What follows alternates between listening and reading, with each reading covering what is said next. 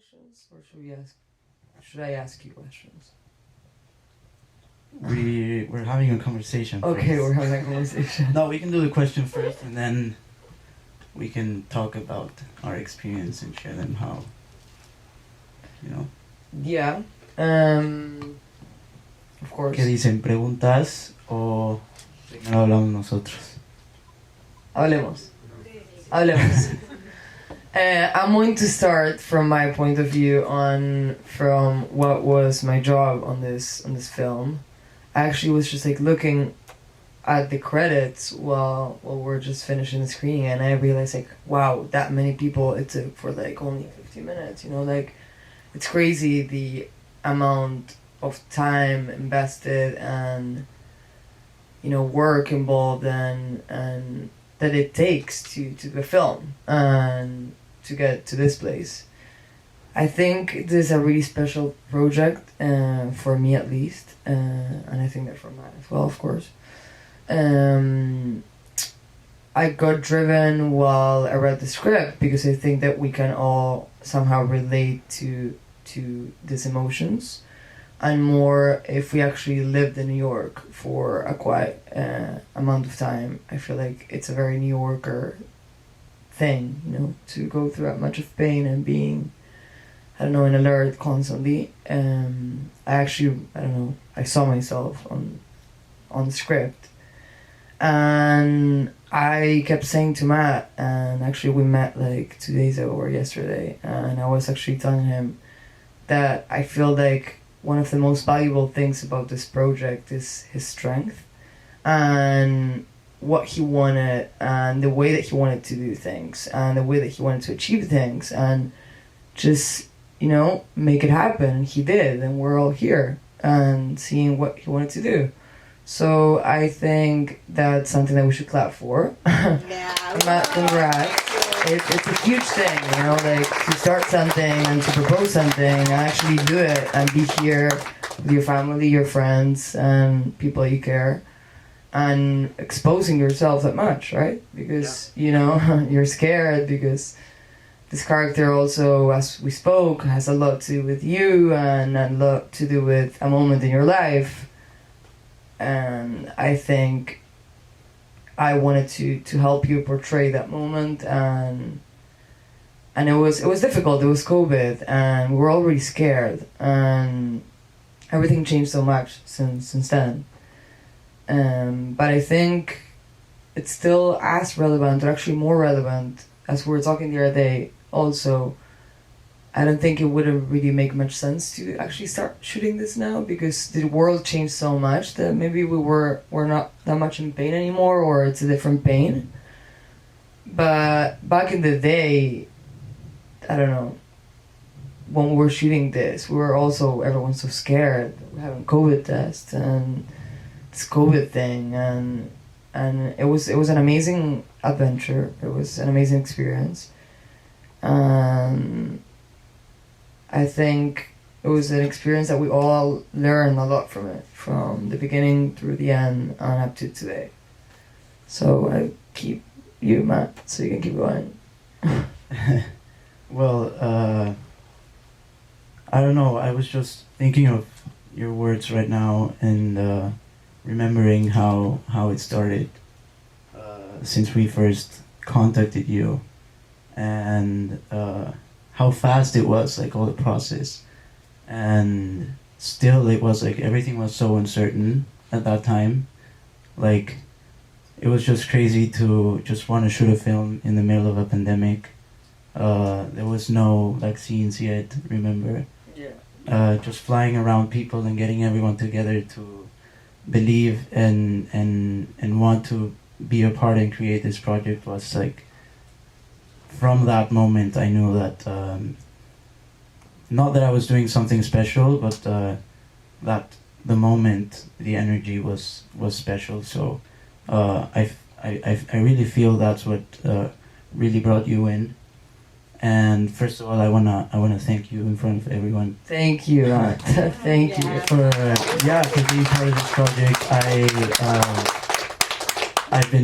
I've been following your work ever since, I don't remember when, but a long time ago, And I don't know, one day I said like, I love what this girl do, and I'm ready to work with her, and somehow I got there, so I'm very happy for that. Thank you. And also the direction, it was a hard direction. It was a hard direction because everything needed to be done so quickly, and because it was like, I don't know, we didn't have like anything really just safe, you know, like everything could change from one day to another. And it happened 2 days before going on set. We had this cinematographer flying in from Holland, and he couldn't fly, so we had to I forgot. I actually forgot. yeah. So we had to look for I don't know, 2 days before going on set and having to look for a new cinematographer, a new director of photography was a challenge. and somehow you pulled it through. And also there was so much going on in the on-set, as being my first set and my first film and my first everything surrounding this project. So without you, like you pulled it through amazingly, and I'll be forever grateful for that. Thank you, man. And the Thanks picture, how everything is framed. Obviously, we have to recognize Caitlin Machak's work. Yeah, she's amazing. Caitlin is the DP who came in 2 days before, and wow, like she did such a great job. Such a good job. Such a great job, just like getting in 2 days before and just like. Yeah, we didn't even have a shooting plan. It was wild. Like, picturing everything in her mind and being able to, like, the communication with you and her and with everyone from the team created like the frame and what we're being able to like picture here. And I see it every time, and every time I see it, it gets like, I don't know, somehow it's more exciting and more beautiful, and I look at the details, and I look like way further back and behind the picture, and there's your work, you know. So thank you, and that, please, un aplauso. I wanted to say something about what you were saying. You said the word believe, right? And I actually feel that, for me, at least in my experience and in my career, like the most important thing about this film and this whole project itself, besides the film and also creating a relationship with Matt, you know, sharing ideas, a creative relationship, I don't know, showing ourselves like vulnerable to each other and like our fears, our best things and everything. I'm just saying, in a way, it's very impressive, and there's not that many people like Matt that they propose something and they do it. And that's something extremely valuable. And as he was saying, it was a very, very, very challenging set. It wasn't my first at all, but it was a very, very difficult one. We thought we were ready, and then for some like production like issues, we were just kind of like taking and creating like a new shoot as we were going, you know, the flow, like it just like we like remember one day before we met at this friend's place, and we were actually like adapting the script to like what we can actually do for our like possibilities. And I don't know, it was just what I also feel is that, and we were talking about that yesterday, is how sometimes when you create something, you have like such a framed vision of what you want, and if you don't allow that to be free on itself and just to like look for its own path, then you just stick to something and you just like limit the project itself.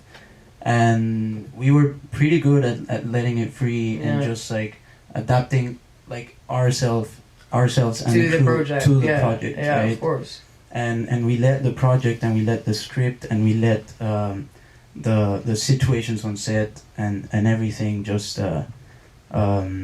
go as they were, you know, and I really think that after 2 years, that's what really made this project able to screen today, because it was 2 years of just letting it go, and then grabbing it back, and then working on it again and again and again. And first it was a color picture. It was a color picture.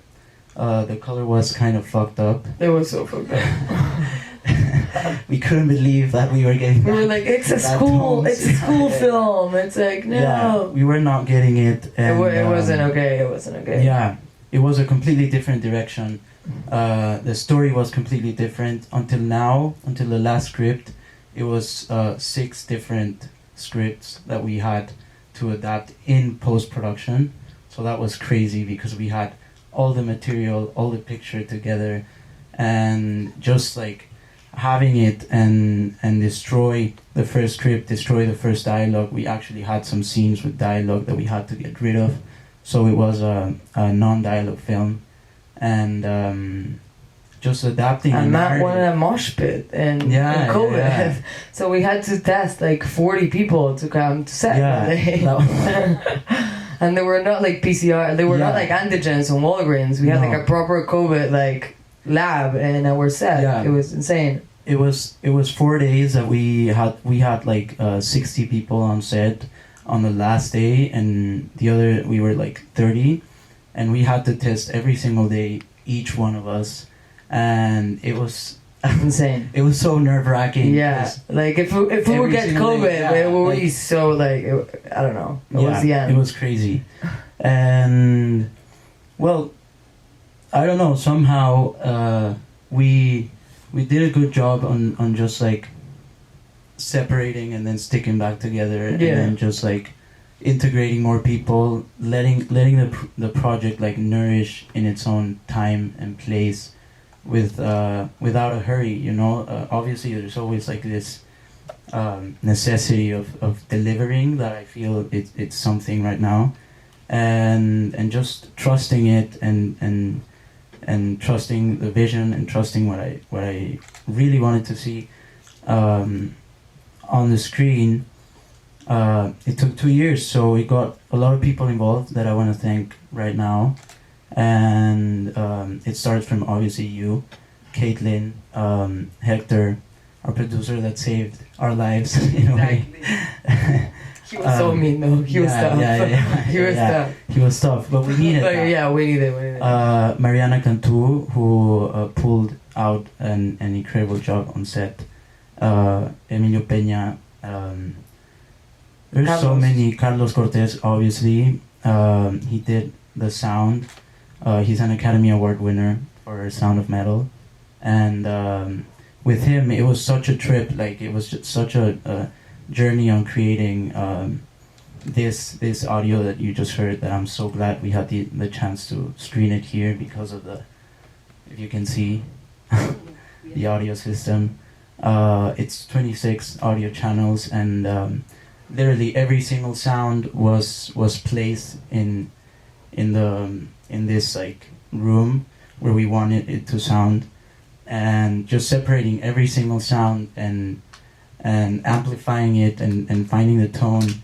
We created some like I was like, I need the sound of my body, like I need my heartbeat, I need my breathing, I need my just like in a moment like this. I feel there's a like an internal sound, like a body sound that only you can hear, and it's completely separate from the external sound, and that's what we were able to capture with this like crazy paths that hold like microphones and captures like the blood and the movement and everything, and it's all integrated, and you probably can't hear it, but it's there, you know. So that's what the sound really I feel it made this film like. It really made this. Yeah, we actually spoke about it the other day, and it's really crazy, you know. Like a lot of people, they just like think. I mean, I don't know. I'm not going to generalize anything, but you could think that a movie is everything that happens on set. But then when you get into post production, that Matías did an amazing job in post-production because he did it by himself, basically. You basically create, like, how he said, like a different script, right? So it was a different script, a new script for the voiceover. It was giving another depth to a story while you were still in it, somehow narrating something that it wasn't being seen, but you were hearing. Right. So I think that it's very important. I mean, all the work that was put in post-production on this film in particular. I also feel like, as Matt was saying just now, we really actually accommodate ourselves to the film. So I think that this was also a part of like accommodating ourselves to like, okay, this is all the footage that we have because we couldn't go overtime on anything. And what can we do, right? So I think when he showed me that first cut on color, we were like, no, like it feels like we went to like university in Brooklyn and I don't know, to shot this for a second. And I was just like, let it sit. And then he came back with such a good... And that was actually, I have to say, a great advice. Because at first, and I'm going to say it, I was so pissed. I was like, this girl. Let it sit, yeah. Yeah, no, it's like, you have to. Yeah. It's like, sometimes they feel like there's a say in Argentina from an amazing writer that it says like, kill your babies. Mm-hmm. Which is like, in a way, like saying like, you need to kill your first idea in order to get to like the actual, you know. So and it's kind of like, so you need to like kill the ghosts in order to get to like the big picture. So when he came back and he sent me the second cut, I was like, okay, yeah, this is actually happening and this is going somewhere, and we're going to that's create what we wanted. Started basically. doing the black and white and the cuts and integrate sound. And also I want to thank Ignacio Ferrarazzo, which he made the music, the score. Like all the score is original, and he's a crazy guy with insane ideas. He's from Argentina as well. Nice. And he made such an incredible job. Also, Jimmy, in the back, he's a music collaborator, and Diego Gagiola is a creative director. Tish Rand, just everyone. Kyle Parsons from the camera. Remember that guy? That guy was insane. Yeah, Steadicam. Yeah, the Steadicam. He was so moving grateful. all around like crazy. He did an insane. And you had like a fucked up leg. Like, he was dying. You were like in so much pain. Like I remember the third day was like, okay, Matt needs to like sit for a second. Happen. Also, Alicia Martinelli. Just everyone involved. I'm not. I don't know why the brain in these situations just like gets blocked, but there's more than 100 names involved, and I just want to thank everyone because without them, this wouldn't be possible. So I want to ask you, what's your personal, what do you feel about this? Just like watching it, and what does it make you think? What would you say about the story?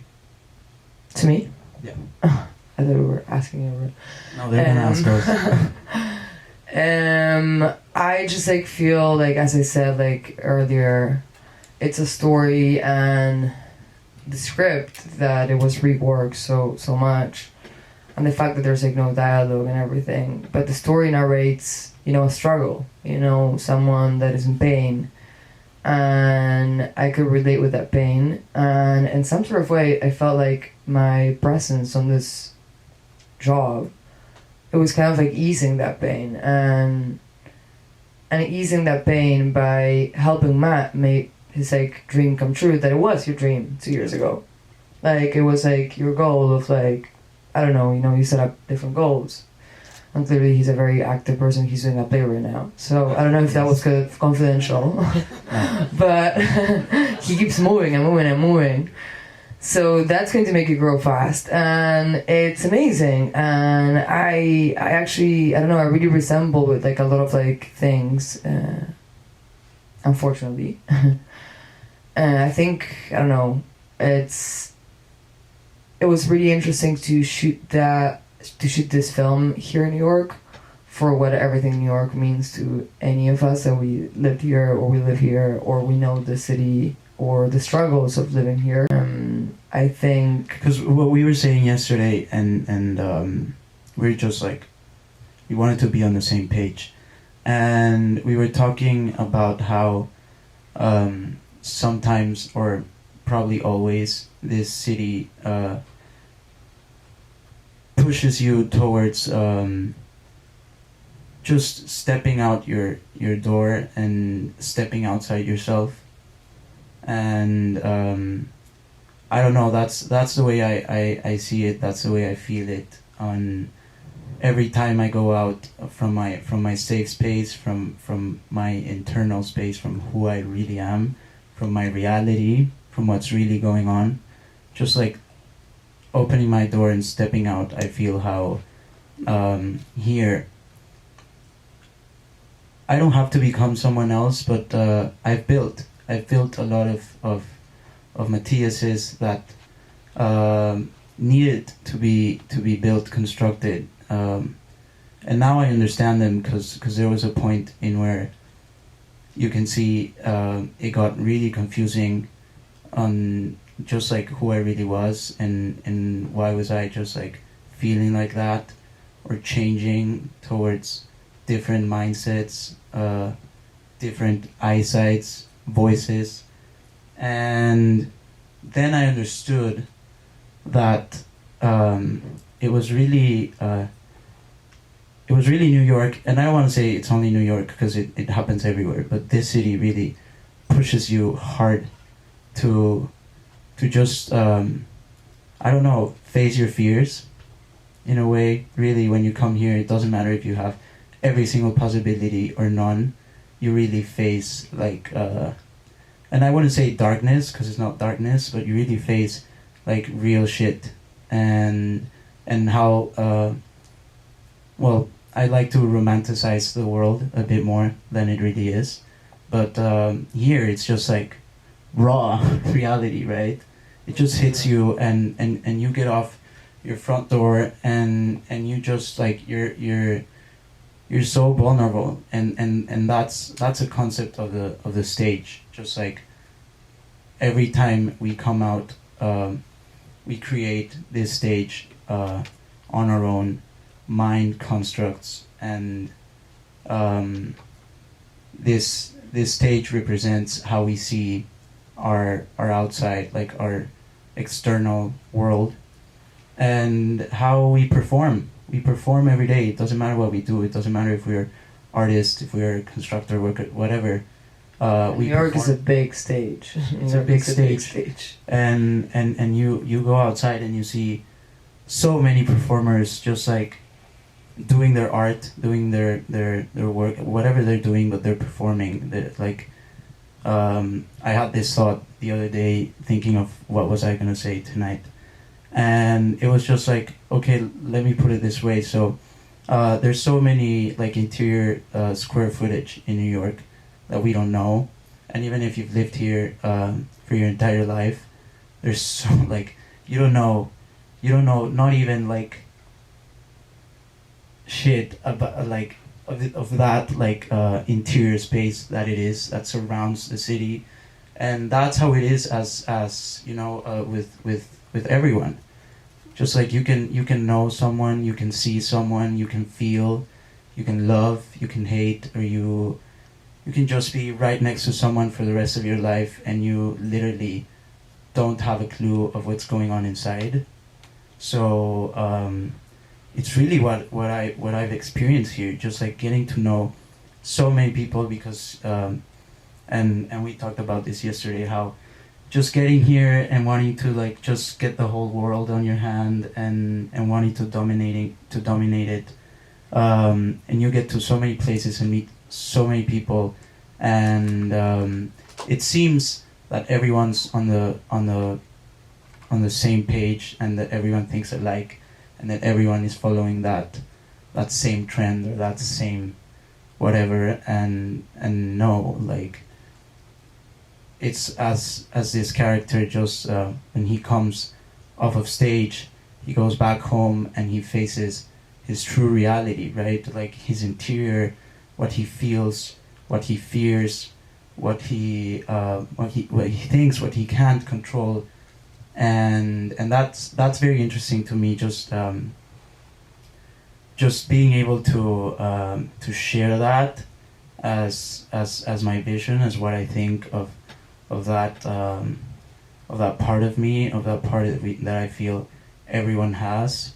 I don't know, that was really what made me confident about doing this and releasing this, because it helped me understand that it was completely okay, and it was better to understand myself and to get to know myself and to explore myself interior-wise, other than exterior-wise, other than for others, other than for an audience, other than for a full auditorium, or for the followers, or for your friends, or for your parents, or for whoever is looking at you. Because as Ian says,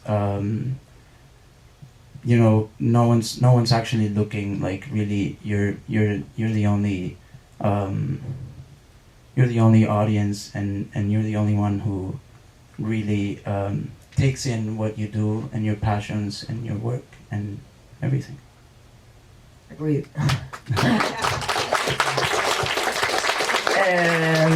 I want to say a couple of last words. I want to thank Matt again for his trust, for his vision, for his script. Not only he acted on the movie and did an amazing performance, but he also produced the entire film. So, I mean, producing, you know, like, trying to get into character constantly, doing it great, and I think all those things, they're also very, very important for us to be talking about. And again, of course, if it wasn't for the team that we had, we weren't going to be able to make this work at all. And I want to thank all of you also for being here. And it's great to see that many faces. And it's crazy that all of you speak in Spanish and I'm talking in English.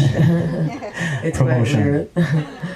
I want to thank these two guys over here, my mom and dad.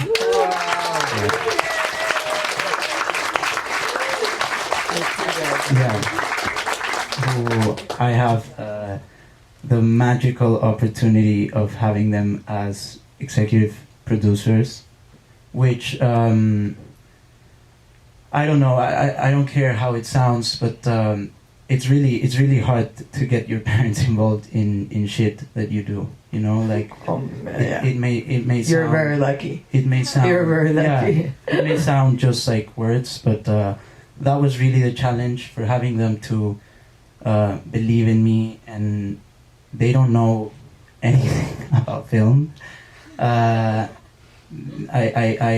What I do know is that they're both artists, because they both create the reality that they want, and they shared me that power. So just having them trust my vision and my dreams and everything, it was not hard, it was not easy, it was very hard. Again, reality is not as it looked like, and it was a challenge. It was a challenge, so we made it. Eh? Yeah, you did it. Well, thank you, Matt, again. No, gracias. thank you. ¿Alguien quiere preguntar algo? You have 4, 5 questions. 6, 7, 8, 9. Can you imagine? It's like a... Let's go for 10, let's go for 11, let's go. We're selling the poster, yeah, guys. The flyer is being inside. As an actor, what scene was the hardest for you to shoot? Honestly, I've never acted before in front of a camera. This is the very first time I did so many things, but the first of many. But I did prepare myself and did the right, like, the timing was really good, because when I started creating it, I had the time to, like, prepare as I wanted to. So I don't know. I was just in such a mental state of really wanting to deliver and really wanted to be able to make it that I couldn't just like fuck it up.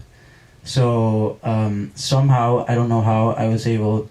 Sofia never told me, but the very first scene that we shot was the most dramatical one, which is a crying scene.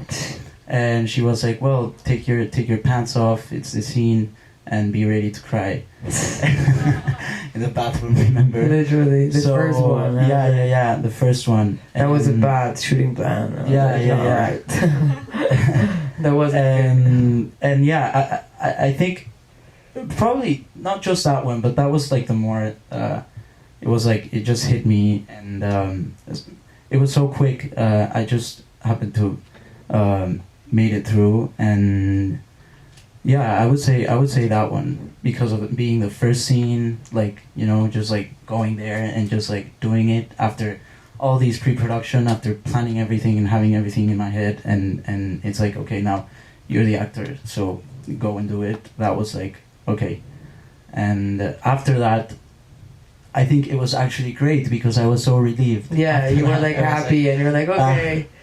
You were like a piece of like silk. Good. Yeah. You're like, oh, I cried for today. I'm good. Like, I want to keep it going. Yeah. So yeah, that one. Chava, tú querías decir algo, ¿no? Yeah. My question is, was the script always the same, or was it changing throughout you were filming the actual? It changed a lot. Yeah. It changed a lot. Yeah. I mean, every sip that I got from Matt, like, I think like what was his last version, and then because of like production, version. yeah, the last version, and of course, when all of the DP thing happened and we couldn't get the DP coming to New York, and we had to change everything, and we didn't have an AD actually for the first day. The AD only came up until like midday, so we didn't even have a shooting plan, which was insane. So we had a meeting, and we had a very tough meeting. Yeah, it was tough. It was tough.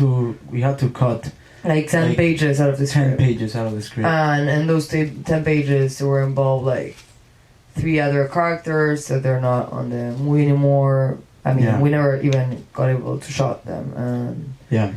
I love dialogue. Was a bunch of locations too. Yeah. Yeah, it was like that was the first like rough change, and then after that it was 6 other changes, like completely different. This is a funny story, but when we were creating the sound, we were in Tepoztlán that we made this whole sound production at this amazing studios that I also want to thank Mr. Carlos Regadas and everyone at the team at Splendor Omnia. That was a massive opportunity to be at that studio, and we were there, and we were just creating the whole like sound ambience, and we had a different narrative that involved Tish Brand's voice. You remember the woman's voice that was like and I don't know, we were there and we watched it over and over and over again, and it was just like not it didn't go with the sound, it didn't go with the flow, it was like constantly like interrupting. And Diego Gagiola, the creative director who helped me a lot through this process, he pulled out some like amazing ideas, and we started just like adapting that whole night. We didn't sleep because we had to come back to Mexico to create the entire score. And we ended up just like, you know, it was just like, okay, you're the character. It's just one. There's no one else on screen. The people that are on screen, that's the mosh pit. It's really the reference on the different personalities that you adopt, so they all conform one. And it's only you, and it's about you, and it's one voice. So let's just shoot your voice. Like, let's just do it with your voice, and you're going to like talk about this, not involving anyone else. So yeah, that was the last after 6 other rounds. Yeah. Okay, so you talked a lot about how Matthew is like kind of a reflection of who you were at the time, and that was 2 years ago. So how do you feel like there's certain parts of Matthew that are still with you, or do you feel like you've evolved? Like, how does that person and those parts That's a of good you question. have become who you are today in 2022? So, this is something more personal, but back in the day when I started writing it, I was at this moment in my life where there was so many things that were not.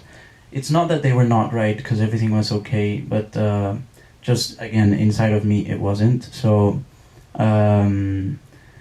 with the help of That's all that matters. Though. yeah, with the help of amazing people, starting with this too, and my mom's tools and my grandma's tools and my therapist and everyone involved in me being okay, I started writing. I've always loved writing my thoughts, just like having my journal.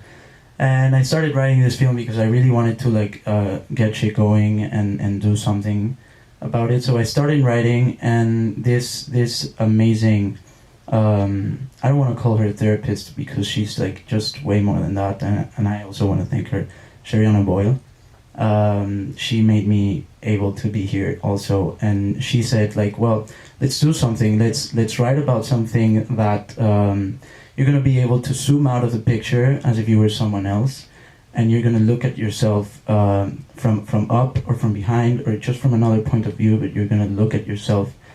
And somehow I don't know why we're able to, if we're just like looking at someone externally, we can see where he or she is placed and the moment, and we can see the way out for them somehow magically. But when you're that person, when we're there, you're like blocked, and you're in the middle of a maze that you can't come out, and it doesn't matter. It doesn't matter the help that you get if you are not able to like just get out of there. It's just like very hard. So this tool was just zooming out and looking at myself from the outside, and I started writing on how this character could get out of that place, you know, where he was.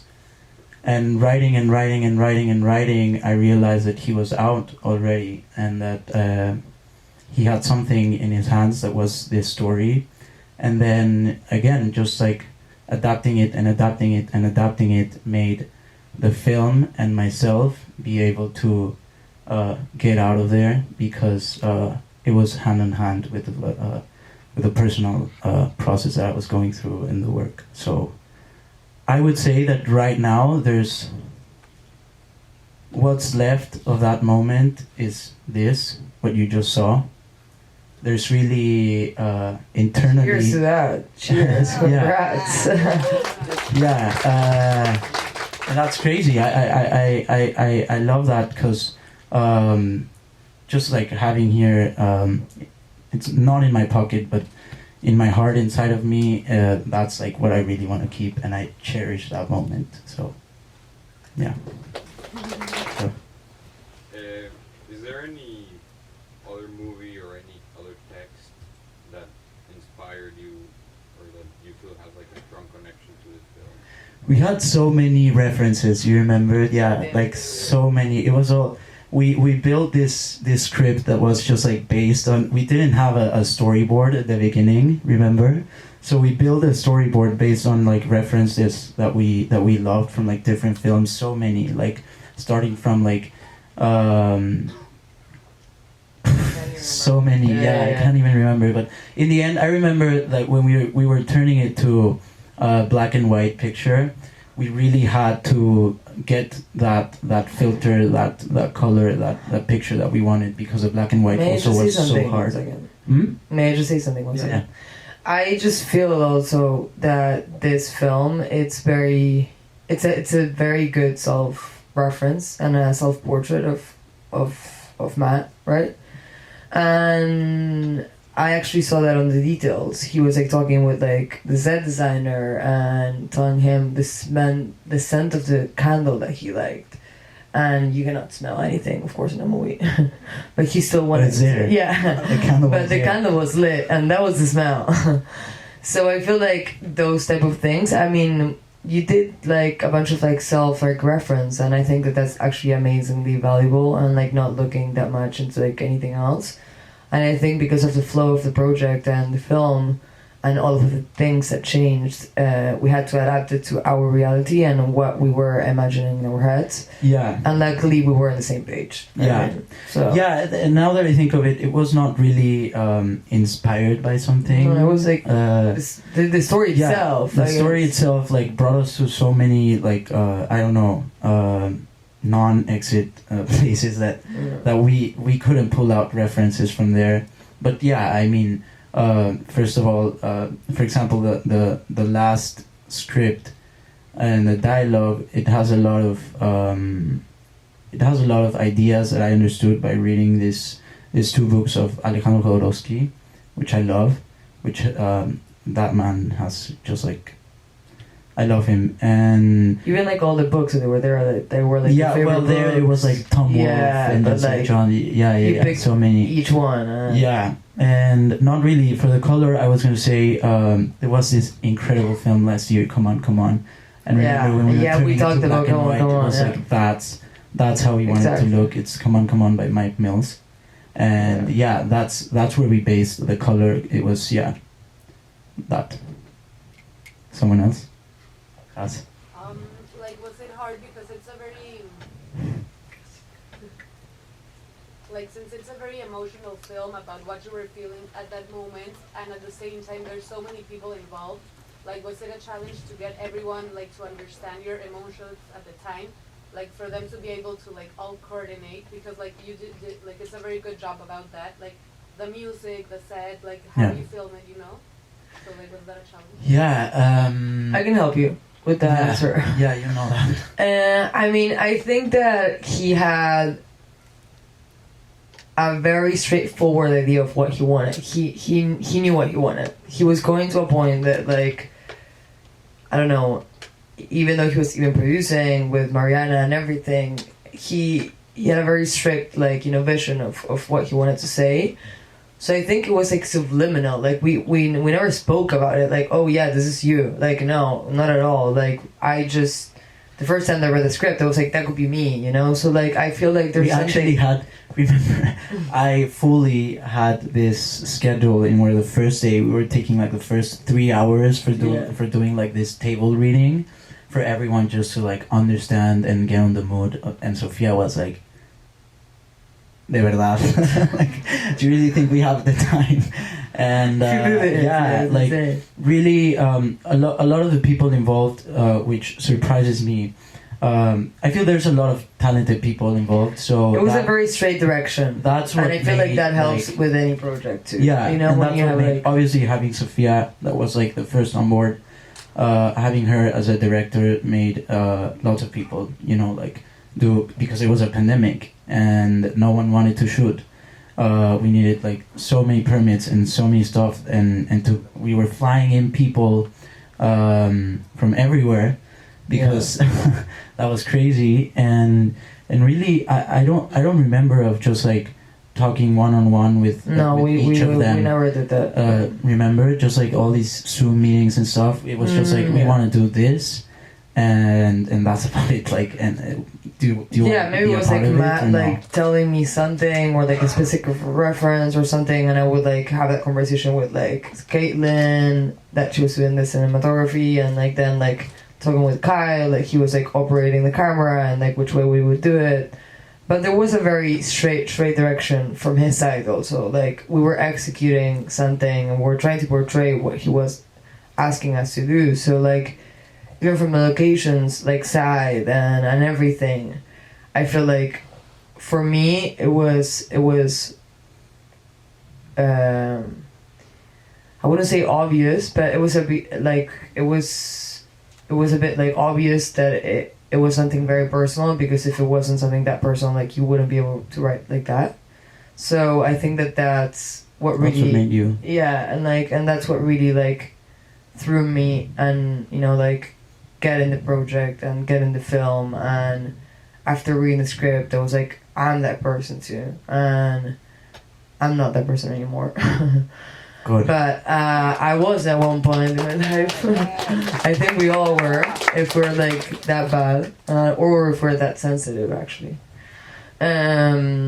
But also, I wanted to point like one last thing out, and I think me being from Argentina and you being from Mexico, we're both foreigners in this country, and we have a Latin fucking power. yeah, and we have a fucking visa that says that we're aliens in here. So we're resident aliens at this here. Yeah. So I think that a lot of things that we say about New York comes from like a very unique perspective, and weirdly enough, we come from different cultures and different countries, but we still had the same feeling, you know, and it's a feeling of love and gratefulness, course. and forever being grateful, like, and just like I don't know, taking in the city. Yeah, No. and taking the most beautiful out of it. Yeah. And there's opportunities. Like it's a melting pot, and I think I don't know. We're all lucky right now to be here just for today, and yeah, I think it was just like an amazing experience, an amazing adventure, one that we are all going to learn, and we're all learning already, and it's been like such a challenge, and I'm honored to be here, and Thank you. it's amazing. Honored So too. thank you, Matt. Thank you. Any other my questions? parents. One more. No. Borja. Sofia, due to your like broad history in directing, how would you compare this film with others that you have made? I think that the different thing about this film, it would be a first mine, yeah, that's a first of mine. It's the first film that I directed that I didn't write the script. So I think that says a lot about getting into a project, you know, because it was my trust to what Matt wanted to bring into this project. So it was definitely my first and at this point my last. Too many more with Matt, probably. But I think that, it was like trusting his vision, trusting that there was potential in those words, you know, and that there was a story to be told. And somehow, really weirdly enough, when he sent me the script, he sent it to me a bunch of times, and I was just kind of like not even seeing on the emails up until he talked to my agents. And I was like, I'm not sure, and I was doubting it at first. And then I gave it like another read, and I was like, I'm like kind of like reading like what am I going through right now? Like I was in a very similar moment of like those like really like dark thoughts, getting out of. I lived in New York for like 8 years, and it was like me leaving the city.